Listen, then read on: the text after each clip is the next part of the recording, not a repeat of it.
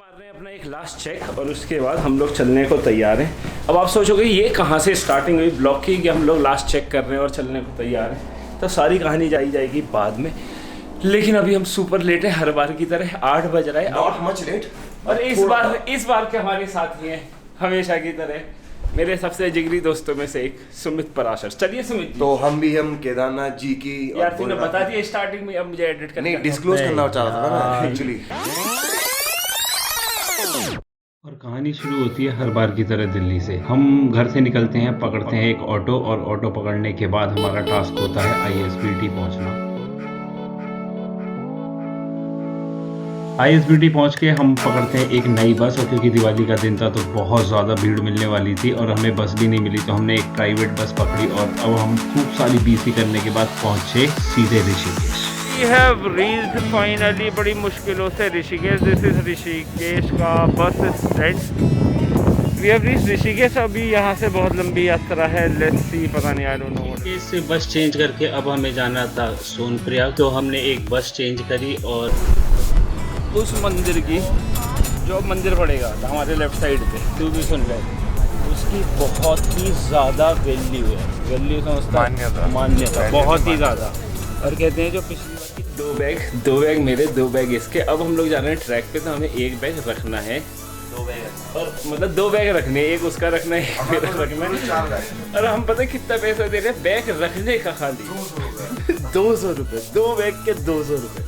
और आज आखिरी दिन है, तो मतलब पार्टी इज ओवर। तो मतलब ये कह रहे हैं भाई जी कि जो हम लेंगे तो उसमें हमारी थोड़ी बहस चल रही भाई बजट में समझा करो ना थोड़ा सा, 150 कर दूं। मैंने 5 लाख बार ये बात कही है इससे कि जब भी आओ पहाड़ों में कैश लेके आओ, ऑनलाइन के भरोसे मत आओ। और हम दिल्ली से कैश लेके चल रहे हैं, अभी तक तो ढूंढ नहीं पाए कैश। और हमें फाइनली 80 रुपये एक्स्ट्रा पे कर, एक बैग के 100 रुपये प्लस यहाँ पे 1000 रुपये के 40 रुपये। तो ऐसे गिनते रहिएगा कि ऊपर हम एक्स्ट्रा कितना पे करेंगे, खाली ये देखना है। मजबूरी में 2000 निकाले, वरना मैं तो 1 लाख निकालता सीधा। हमने 2000 रुपये कैश निकाला, उसके 80 रुपये हमने एक्स्ट्रा 1 लाख निकलवाता अगर यहाँ पे चार्ज नहीं होता। 40 रुपये 50,000 के साथ।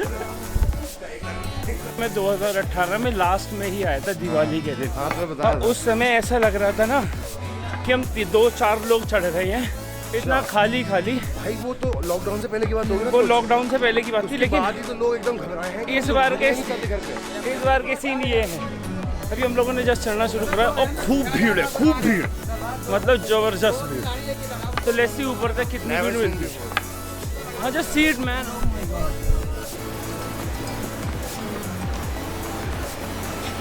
फाइनली गौरीकुंड से हमारा सफ़र शुरू होता है, हमारा ट्रैक केदारनाथ के लिए, जो कि था 18 किलोमीटर का ट्रैक और हमें लगने वाले थे 8-9 घंटे। तो हम खूबसूरत सी वादियों का मज़ा लेते हुए, लुत्फ़ उठाते हुए अपना हल्के हल्के चल दिए केदारनाथ की ओर।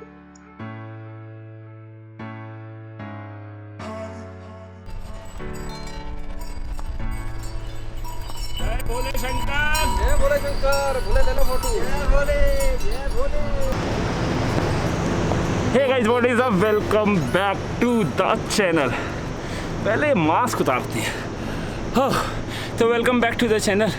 बड़े दिनों के बाद we are back on track. हम लोग कहीं बाहर निकले हैं घर से, बहुत ज़्यादा खुशी हो रही है। और इस बार की जगह का नाम है केदारनाथ, क्योंकि इसके 2 रीज़न हैं। पहला रीज़न ये कि हम IT वालों के पास दिवाली के लिए कुछ करने को होता नहीं। मतलब ये डायलॉग तो आपने शायद पहले भी सुना हो, लेकिन दिवाली पे वी हैव नो वर्क, छुट्टी हो। तो हम लोग उस दिवाली की छुट्टी को वो करना चाहते हैं, क्या सधाना चाहते हैं। और दूसरा रीज़न कि मेरा एक दोस्त है, वो आज तक बेचारा कभी केदारनाथ नहीं गया, कि उनका ड्रीम पूरा हो। तो ये है मेरा दोस्त, आएगा, ये है मेरा दोस्त।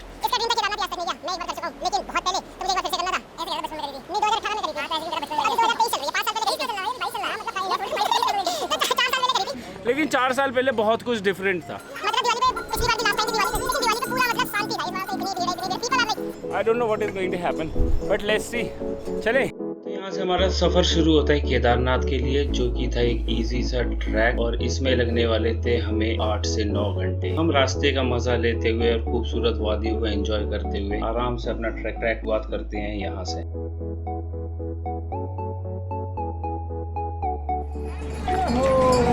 चलो तो हम लोग बैठे हैं थोड़ा रेस्ट करने के लिए, रेस्ट कर लें फिर चलते हैं। भाई बताया करिए ना कि आप लाइव हैं या नहीं हैं, उसी हिसाब से हम तुमसे बात करेंगे। जय भोले शंकर, जय भोले शंकर। हेलो हेलो जय भोले शंकर, बाय। सुन लो, देख लो और समझ लो। वी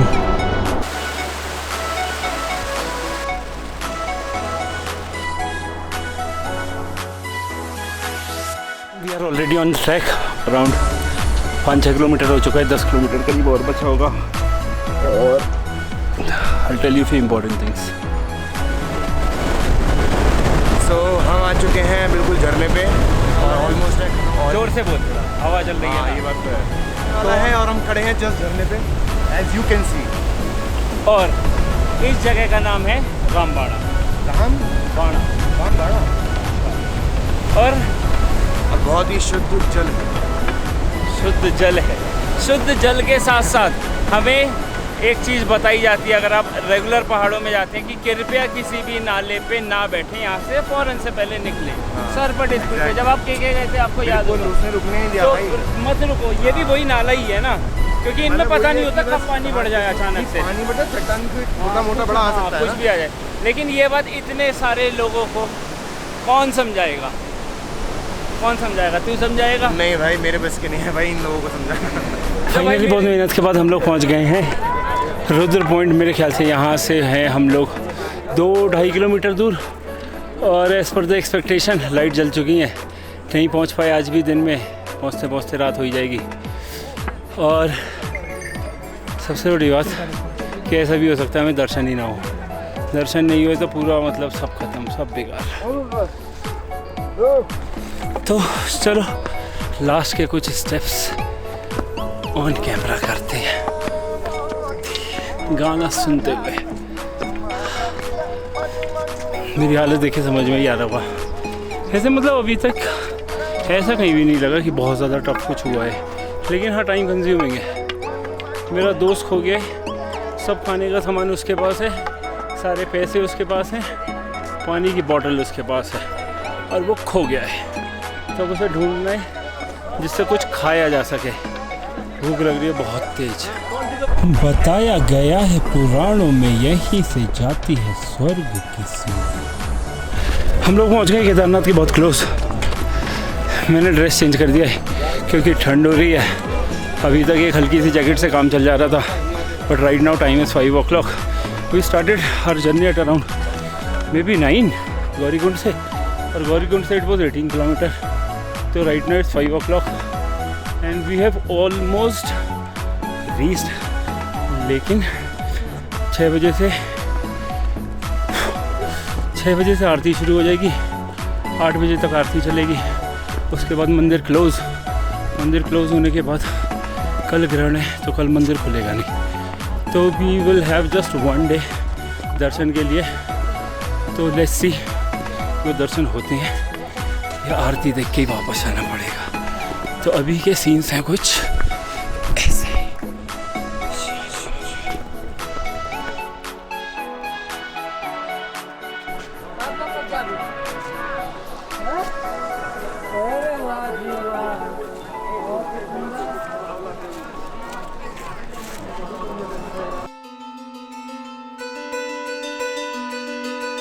और फाइनली 8 घंटे के ट्रैक के बाद हम पहुंचे हैं केदारनाथ, और हमें पहले दर्शन होते हैं केदारनाथ में। और दर्शन होने के साथ ही जो फील आता है उस ऑरा का, वो आउट ऑफ दिस वर्ल्ड होता है। बहुत सारी भीड़ होती है दिवाली के दिन, लेकिन जो एक्साइटमेंट था वो नेक्स्ट लेवल।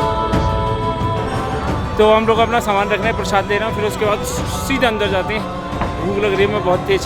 Let's see.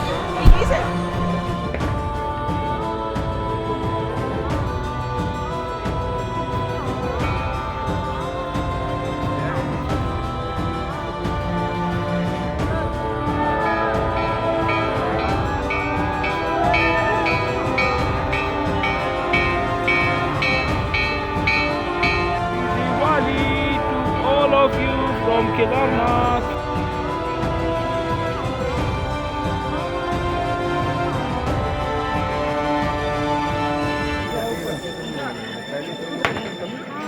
कुछ भी बोलने का मन नहीं कर रहा है, जस्ट फील इट। अभी तो बाहर है, अंदर जाके हैव टू फील। तो एक बार फिर से आ गए हम लोग एनर्जी चेक के लिए। लेट्स सी अंदर एनर्जी, अंदर जाके ऐसा देखते हैं कि एनर्जी चेक मिलता है कि नहीं मिलता।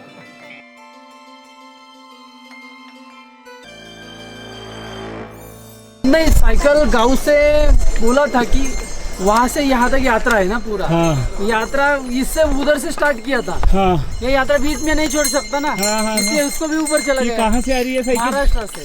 ओह माय गॉड, कितना हाई फाई है। मैं ढूंढ ही रहा था वो लेक कहाँ है जिसका बड़ा इंटरेस्टिंग सा नाम था, गूगल कुंड। इसका नाम है गूगल कुंड। अगर बिलीव ना हो तो आई विल शो यू इसका नाम क्या है। तो हम लोग पहुँच गए गूगल कुंड के बाद अब हेलीपैड के बाद वहाँ बैठे हैं मेरे भोले शंकर। दिख गए। तो जैसे आपने एक नाले पे बहुत अच्छा ज्ञान दिया बिकॉज आप केके करके आए थे, तो आपको बहुत सारे ज्ञान की प्राप्ति होगी है ट्रैक के बारे में। कौन सा वाला ज्ञान? ये कि नाले को जल्दी क्रॉस करना है, हाँ, नाले पे पिकनिक नहीं बनाना है, कभी भी पत्थर आ सकता है, पानी आ सकता है। तो किसी भी नाले को क्रॉस करो तो जल्दी से जल्दी क्रॉस करो, राइट? तो एक ज्ञान तो ये दिया। दूसरा ज्ञान, आप कृपया कि मैं कई सारे लोग देख रहा हूँ जो चढ़ रहे हैं उनके पास डंडे नहीं है, तो उस पर आप कुछ ज्ञान देना चाहेंगे? नहीं, डंडा बहुत ज़रूरी है। जैसे कुछ लोग यार तो लकड़ी देना, हाँ। वैसे यहाँ भी लकड़ी ज़रूरी है। तो आप कोई भी ट्रैक करें, not just Kedarnath but any track. हाँ, अगर आप simple और केदारनाथ hard। को छोड़ चाहे के भी simple कोई और ट्रैक difficult कर रहे हो तो डंडा होना प्लीज़ हैव अ डंडा। लकड़ी नहीं, डंडा ही इस बार। अब बिना डंडे के तो बुरे हालात हो जाने हैं। अंकल हाँ, और अंकल भी कुछ कहना चाहते हैं फेलो पैसेंजर। मैं ये कहना चाहता हूँ, इंसानों के डंडे और ये झरनों और नालों के अलावा पशुओं के बारे में भी कुछ विचार किया जाए। अंकल बहुत बड़ी बात कही ये आपने। खच्चर जो है, इनको उचित टाइम पे पानी पिलाया जाए, उचित खाने की व्यवस्था की जाए, जो भी है इनका रख रखाव अच्छे ढंग से किया जाए, क्योंकि ये भी एक उसके महादेव के, भोलेनाथ के, ईश्वर के बनाए हुए ये भी जीव जंतु हम इंसानों की तरह ही भगवान ने बनाया है। अंकल मैं तो कहता हूँ, मैंने रास्ते में भी कई बार सोचा और कहा भी ब्लॉग पे कि मुझे तो लगता है कि ऐसे खच्चर बैन ही कर देने चाहिए। ये टॉर्चर ही तो चल रहा है अंकल इन जानवरों का। अगर आप में शक्तियाँ नहीं है तो आओ ये बात मतलब बिल्कुल ठीक बात है। इन बेचारों का क्या कसूर है? ये घोड़ों का क्या कसूर है कि वो ऐसे बारी बारी इंसानों को ढोके फुले इससे तो घर पे समझ में आया क्या? सही कह रहा हूं। सामान के नाम लेके पूरे जगह पे नाम एक ही खच्चर पे क्या ही टॉर्चर कर रखा है। सामान के लिए बेशर्म अलाउ है, अलाउ है, सामान के अलाउ है, लेकिन आगे इंसानों के लिए सच में ये हमारा रंग का सेम पड़ता है। साथ में बैठे, साथ में ज्ञान शेयर करा।